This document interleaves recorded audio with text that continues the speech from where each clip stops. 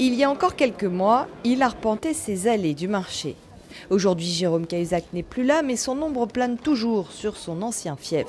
Une ombre difficile à supporter pour certains qui souhaitent tourner la page. C'est pas la peine de rester dans la ville, parce qu'il nous a déshonorés ici. Voilà. Est-ce qu'il vous a vraiment traumatisé les Villeneuve? Oui, madame, oui. Cahuzac ou pas Cahuzac, il faut aller voter. Il faut continuer à aller voter, il faut faire son devoir de citoyen. D'autres font fi du scandale et ont de réelles attentes pour ce scrutin municipal. C'est la santé, le logement, l'agriculture, la qualité de la vie en fait. Et puis il y a les autres, les nostalgiques, qui espèrent toujours un retour de Jérôme, comme il l'appelle. Villeneuve est devenue orpheline. Parce que depuis qu'il est parti, vous marchez dans la rue, il y a marqué à louer, à vendre, à louer, à vendre.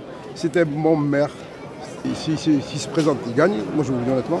S'il appelle pour ce candidat, tout le monde le suit. Et cette nostalgie, certains l'ont tout de suite perçue. Les journalistes de La Feuille, journal satirique du département, ils en ont fait leur dernière une. Le titre est évidemment dans la veine satirique qui est la nôtre, c'est-à-dire c'est une taquinerie. Évidemment, Cahuzac ne va pas revenir, mais dans l'esprit des gens, il manque. Et elle nous a été très souvent, on a reçu beaucoup de lettres en disant « vous avez raison, c'est bien vu, c'est marrant, c'est ça ».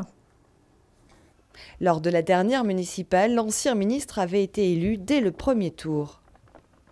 Et il est resté dans l'esprit de ses successeurs comme un fantasme absolu. Ils ont peur de cette ombre.